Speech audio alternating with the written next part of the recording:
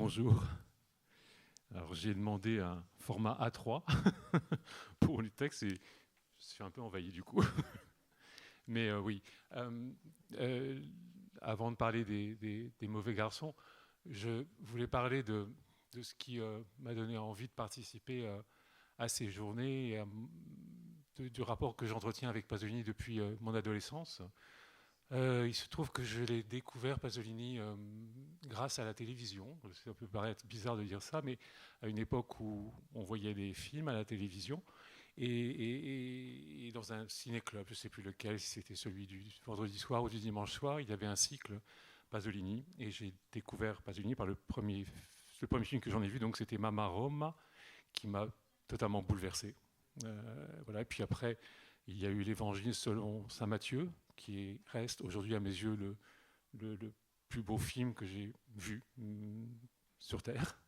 Et puis il y a eu bien sûr Akatone. Je dis ça parce que ce sont les trois films dont je risque de parler là.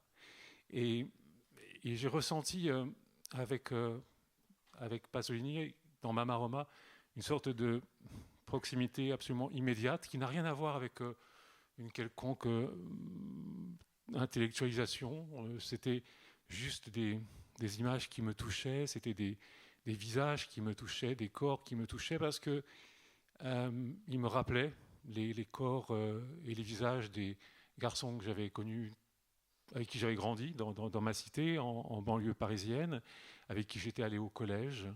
Et c'est ça, je crois, qui a totalement conditionné l'amour, on peut dire ça, que j'ai pu avoir pour cet homme que je n'ai jamais rencontré, Pasolini.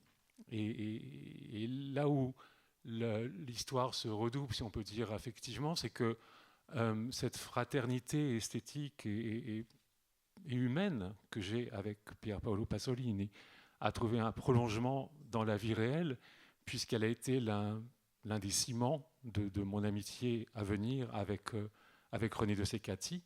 René de Secati, à qui je dois d'avoir publié mon premier livre, donc vous imaginez comme il est important pour moi, et donc qui est un ami depuis 40 ans, je crois, et notre amitié, je crois, qui tient à beaucoup de paramètres, comme n'importe quelle amitié, et des choses très intimes, c'est quand même trouvé renforcé, cimenté par ce rapport qu'on a, lui et moi, avec Pasolini, bien que je n'en suis pas du tout le spécialiste comme peut l'être René, moi je suis juste un amateur de Pasolini.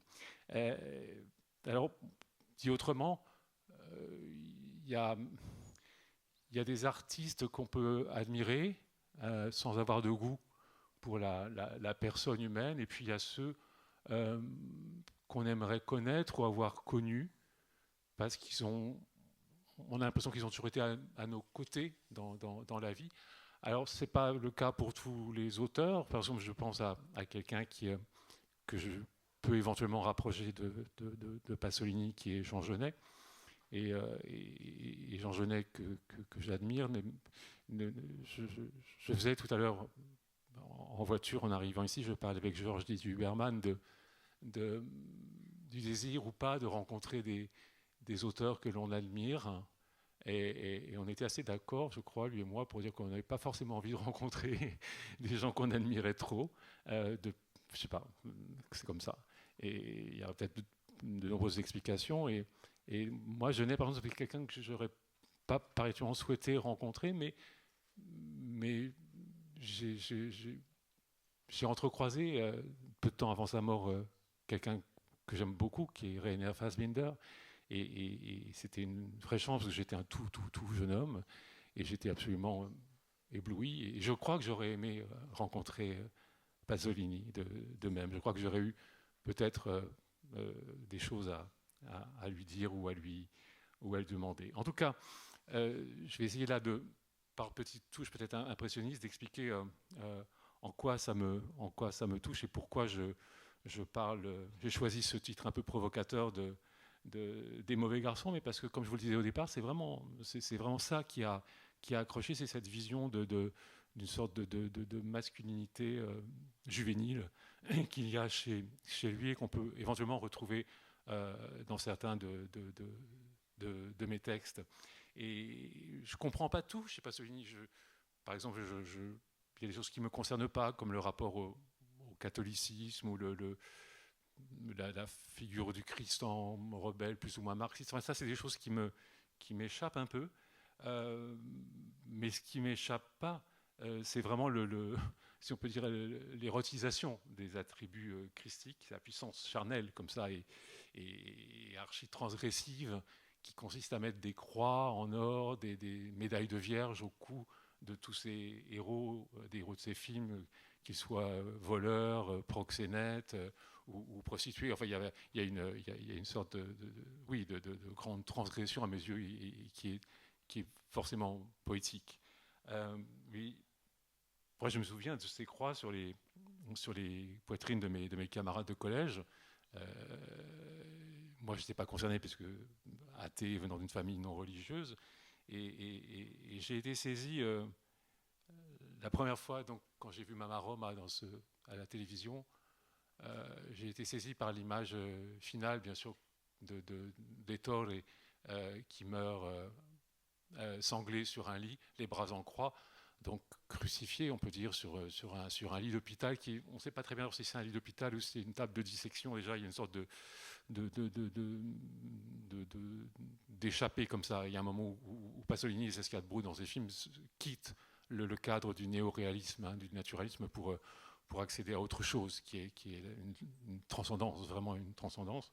Et j'ai cru voir dans ce gamin crucifié comme ça sur cette table, bien sûr une figure du Christ, mais une figure de ce qui avait pu attendre tous ceux que j'avais connus quand j'allais au collège, moi, et qui n'ont pas eu forcément la chance de s'en sortir. Et c'est croix que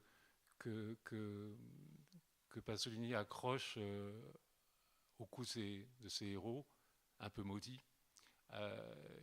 C'est quelque chose que j'ai fait à mon tour dans les deux pièces que j'ai pu écrire pour le théâtre. L'une qui s'appelle Le Jour des Fleurs, qui était une commande d'ailleurs de René Tsekati et du metteur en scène Alfredo Arias, qui avait demandé à quelques auteurs d'écrire un acte d'une pièce collective qui s'appelait Mère et Fils, et où effectivement j'ai réécrit, sans trop me poser de questions, j'ai réécrit un peu Mama Roma, et avec mes éléments, bien sûr, avec ma psyché à moi. Et dans cette pièce qui s'appelle Le Jour des Fleurs, il est beaucoup question de cette croix que le gamin, que la mère a offerte à son gamin et qu'il a perdu. Lequel gamin, c'est l'histoire de l'argument de la pièce, de cette courte pièce, et s'est évadé de prison pour retrouver sa mère et lui offrir des fleurs. Et ces fleurs sont, comment dire, essentielles dans la façon tellement particulière que Pasolini a de montrer ce qu'il appelle les mauvais garçons, parce que vous verrez, enfin je crois qu'on va projeter les deux films si vous ne vous emmenez pas très bien. Vous verrez aussi bien dans Acatone que dans Mama Roma, il y a une profusion de fleurs blanches, symbole évidemment de la pureté et de la virginité pour des garçons qui sont plus purs depuis longtemps et pas vraiment innocents ni très moraux. Et c'est très étonnant cette façon dont le metteur en scène distribue à ces personnages comme ça des fleurs. C'est très inattendu parce que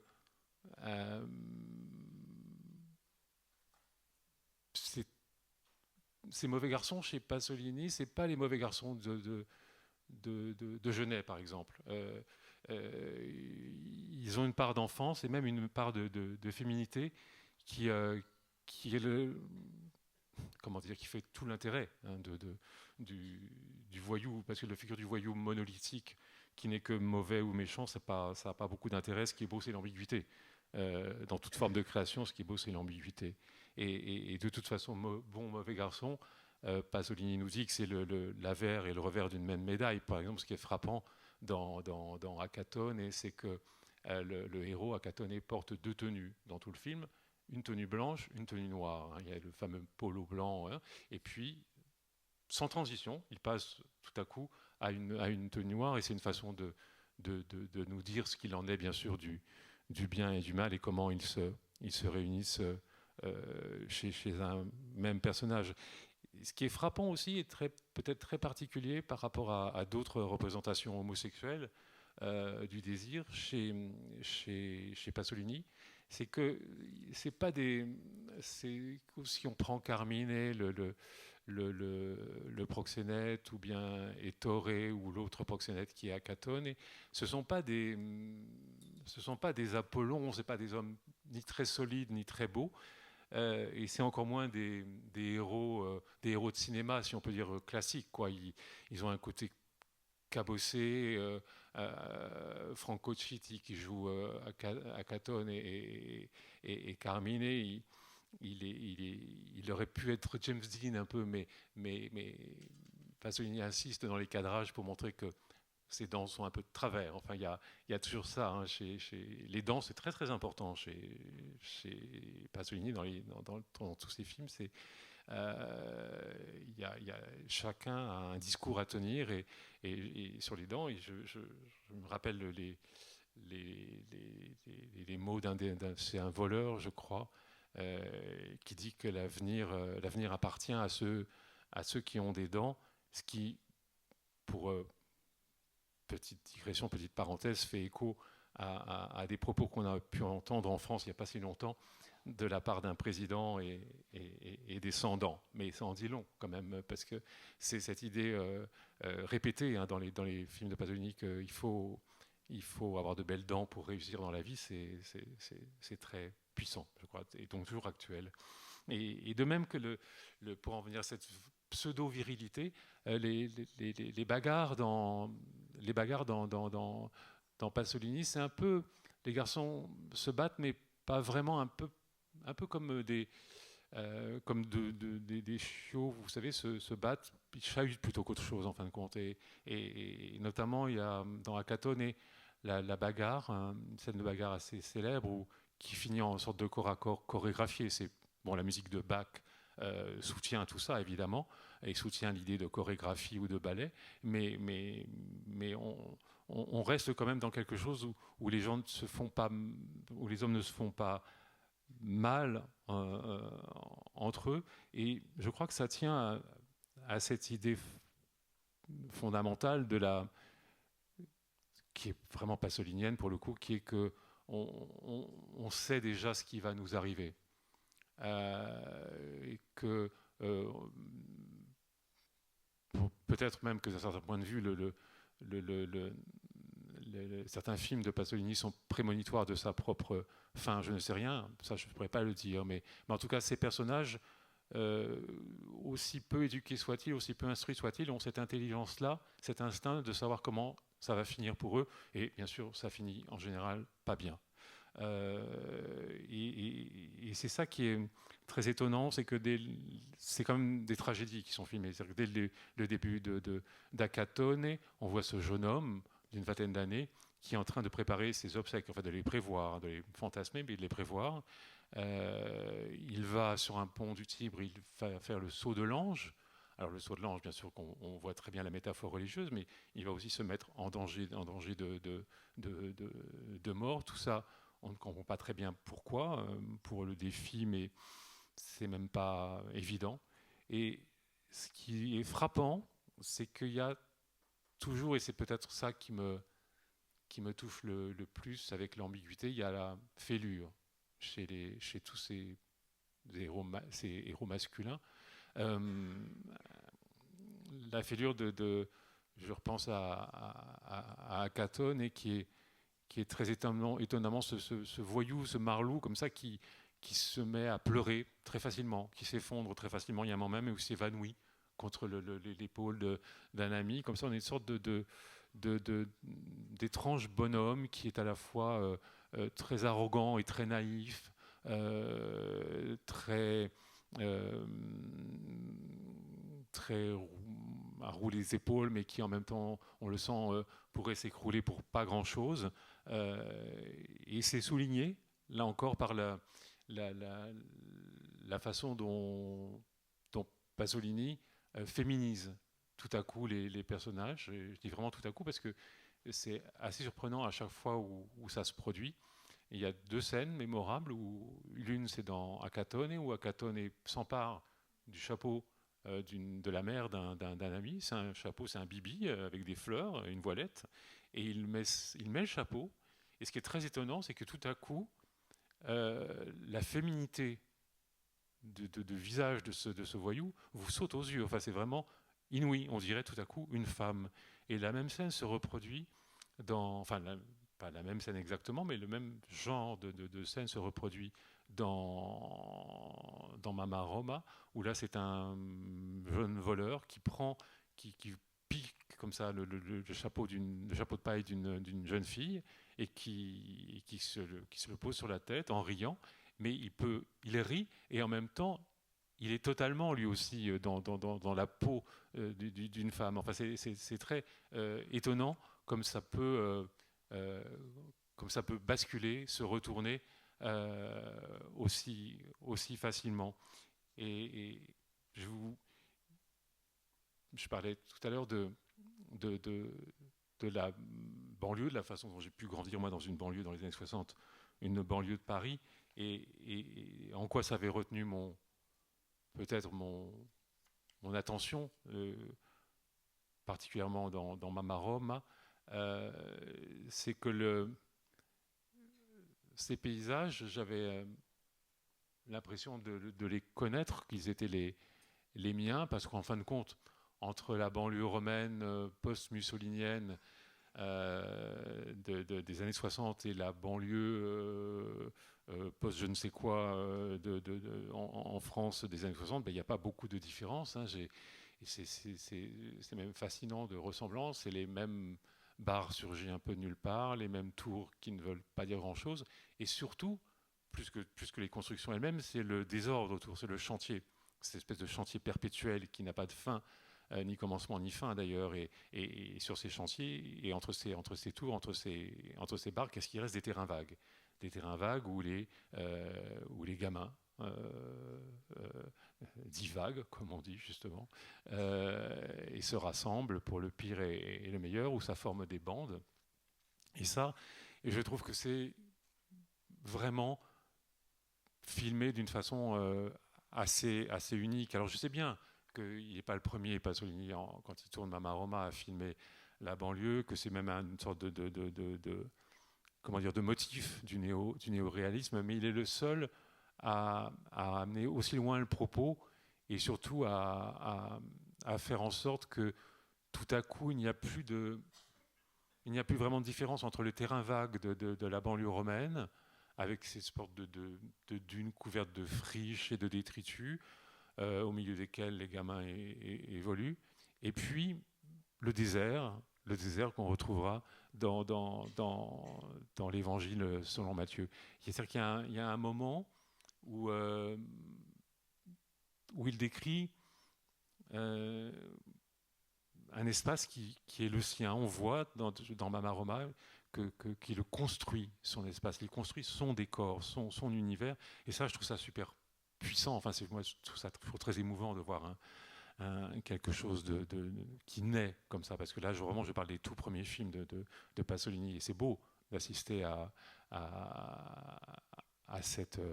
à cette naissance. Euh, et oui, donc je disais cette banlieue, qu'est-ce qui, il y a de commun entre une banlieue romaine et une banlieue parisienne? Ben, c'est la volonté, enfin, la tentative de s'en sortir, parce que ces gamins des quartiers pauvres, des borgate, comme on dit les faubourgs de, Rome, ils ne vont pas à l'école. Il y a de nombreuses fois où on nous explique que l'école, ça donne mal à la tête. Hein. Il y a Ettore qui dit, c'est une scène les plus tristes qui soit, où sa mère lui dit qu'il faut qu'il étudie, qu'il ait un métier, qu'il ne devienne pas comme son père qui était un voyou, et son grand-père qui était un voyou, enfin, parce qu'il y a cette répétition, hein, évidemment, cette fatalité sociale. Et Toré qui dit, mais moi je peux pas aller à l'école, je ne comprends pas, j'ai du mal à comprendre, et l'école, ça me rend malade. Et c'est dit par des personnages secondaires, mais il n'y a pas que lui dans ce cas-là.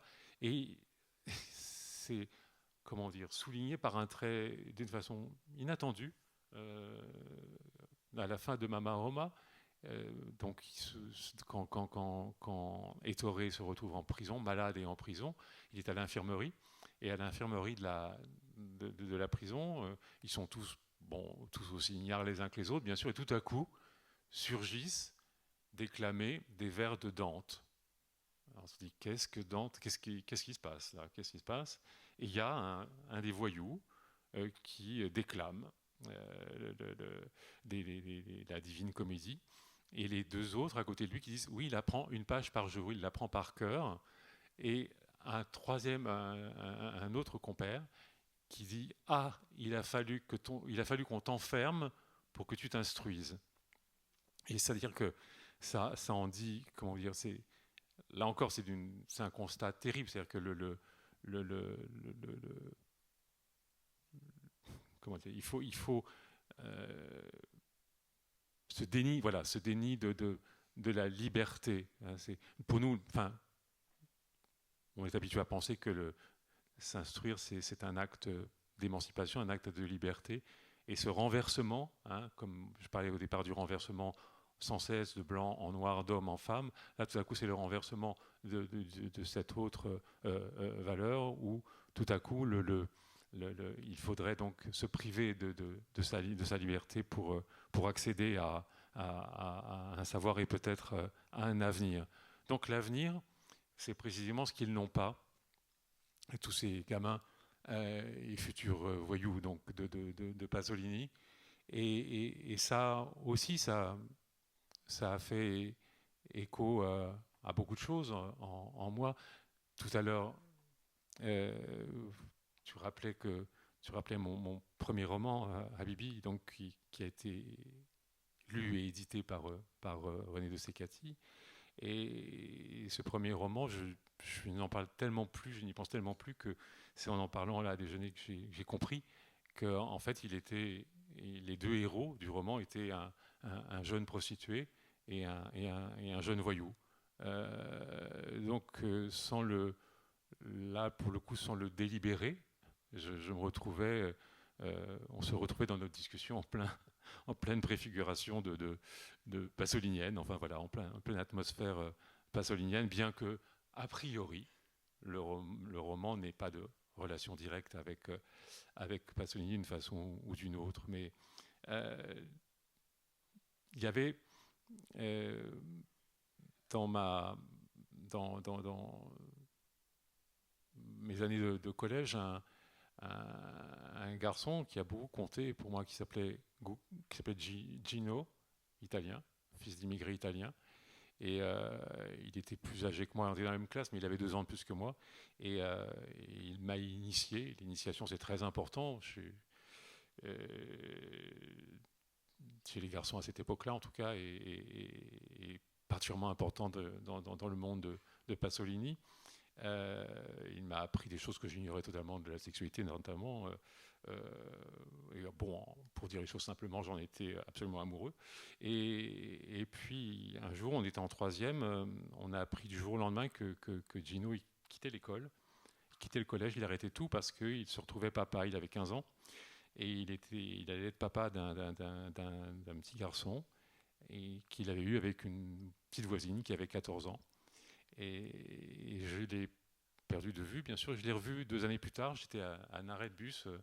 J'attendais le bus qui m'emmènerait au lycée, au grand lycée de la ville bourgeoise d'à côté où j'avais pu entrer. Et quelqu'un est passé en moto comme ça et j'ai vite reconnu que c'était lui, Gino. Et bon, ça, il a freiné, on a parlé un peu. Il était devenu mécanicien dans un mécanicien auto dans un garage. Et, et c'était très étrange parce que c'était quelqu'un qui d'une beauté invraisemblable, qui ressemblait à une sorte de quelque chose comme quelque part entre Alain Delon et Marc Porel. Je ne sais pas si certains de vous se souviennent de cet acteur qui était Marc Porel. Donc plutôt un acteur, plutôt une tête à jouer dans Visconti d'ailleurs que dans Pasolini. Et pour moi, Gino, il était censé devenir quelqu'un de formidable, quelqu'un. C'était évident pour moi qu'il finirait dans la lumière et puis non, il a fini dans le cambouis. Et ça, c'est. J'avais que 13 ou 14 ans ce jour-là à l'arrêt de bus, mais sans avoir les mots, bien sûr, je ne pensais pas déterminisme social et tout, j'avais pas toutes ces notions en tête, j'en étais pas capable, mais dans ma chair, dans mes tripes, j'ai senti ce que c'était, ce que ça allait être, et qu'en fait, je m'étais trompé, que si quelqu'un avait peut-être une chance de s'en sortir dans le groupe que nous formions, dans ce collège un peu abandonnée, de cette banlieue elle-même abandonnée, bah, ce serait bizarrement moi, alors que je n'aurais pas parié grand-chose sur moi-même. Et tout ça pour vous dire à quel point on peut être touché par une œuvre, mais vous le savez, vous le savez bien, mais c'est bien de le rappeler. On peut être touché par une œuvre au-delà même de toute conception ou de toute pensée, simplement revoir Mama Roma comme ça et être sans arrêt au bord des larmes, quoi, parce que ça vous parle trop. Et dans ce monde sans horizon, il y a quand même une sorte d'horizon qui se dessine, on a l'impression parfois, chez Pasolini, et cet horizon il est indiqué par les mers. Alors aucun de ces garçons qu'il met en scène ne deviennent des pères. Hein. Ils sont trop enfants eux-mêmes, trop enfantins pour devenir pères. Akatonné a un petit garçon, mais il ne s'en occupe pas. Et le petit garçon lui-même ne le reconnaît pas, tellement ça en dit long sur leur rapport. Mais il y a donc les mères, et cette façon unique qu'a le Pasolini de les filmer, aussi bien la jeune mère à Cenza dans Akatone que Mama Roma, Anna Magnani dans Mama Roma, donc, qui est ce travelling arrière avec ces femmes qui vont comme ça de l'avant, comme des figures de proue.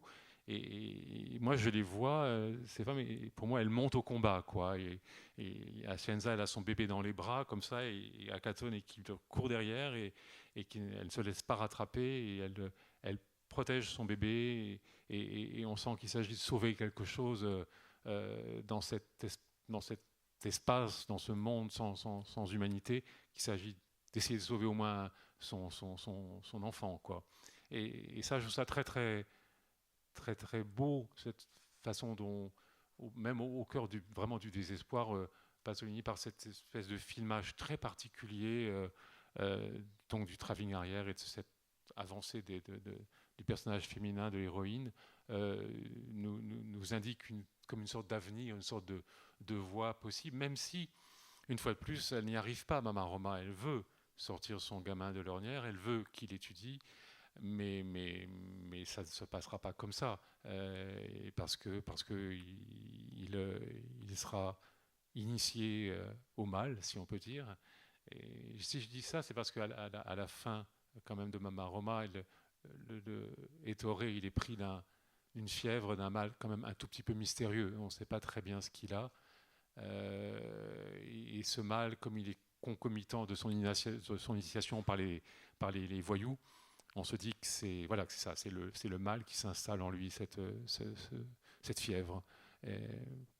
Mais il reste, voilà, peut-être cette dernière lueur d'espoir dans ces films, je crois, de ces femmes en figure de proue, parce qu'une fois de plus, ce qui compte souvent dans un film, c'est pas tellement la fin elle-même du film, hein, qui n'est pas une conclusion, mais ce qu'on en garde, les images fortes qu'on en garde, et pour moi, l'image forte il y a deux images fortes dans ma Mamromas, bien sûr la fin des Torées dont je parlais tout à l'heure, en figure christique, comme ça, sanglée sur son lit. Et puis il y a cette vision de Mama Roma en héroïne, comme ça, en sorte de guerrière. Euh, voilà. Et je voudrais, peut-être parce que je ne me rends pas compte de l'heure qu'il est, là, je peux parler longtemps comme ça. Euh, Peut-être vous lire à la fin cet extrait du poème Le monologue sur les Juifs de Pasolini. C'est la toute fin de ce poème que je trouve admirable et qui est intéressant parce qu'on voit bien la place que la place politique quand même que Pasolini assigne au garçon, à ce type d'humanité qu'est le garçon. J'ai essayé de lire sans trop abîmer les choses. Donc c'est la fin du monologue sur les Juifs. La vie commencera peut-être quand les anges de la résignation, les pauvres d'esprit, les doux, les blessés, les malheureux, les Juifs, les Noirs, les garçons, les prisonniers, les vierges, les paysans, les peuples perdus dans la candeur de la barbarie, tous ceux qui vivent consacrés à l'humiliante différence, commettront une violence. Alors, la vie commencera. Bon, vous avez entendu bien sûr que c'est un appel à la révolte, mais ce qui moi, me touche peut-être plus encore que cet appel nécessaire au réveil, à la révolte, justement pour tous ces anges résignés, c'est comme je vous le disais, la place étonnante centrale dans la liste là, des résignés que viennent prendre les garçons. C'est-à-dire que là, tout à coup, il n'est plus question vraiment même plus de genre en fait. Il est question d'une sorte d'humanité très à part qui s'appellerait le garçon de banlieue, mais qui pourrait être une fille en fait, parce que on voit bien aujourd'hui que dans ces mêmes endroits, dans ces mêmes banlieues, les, les, les, les filles peuvent avoir la même place de caïds ou de voyous que bien des garçons. Donc c'est pas une question de genre. Je crois que cette idée du mauvais garçon, c'est plutôt à la fin quand même l'idée euh, que ce sont des êtres qui dérangent, qu'on exploite et dont la vision dérange. Et ça, quand le cinéma le montre, bah, c'est toujours très très beau. Voilà ce que je pouvais vous dire.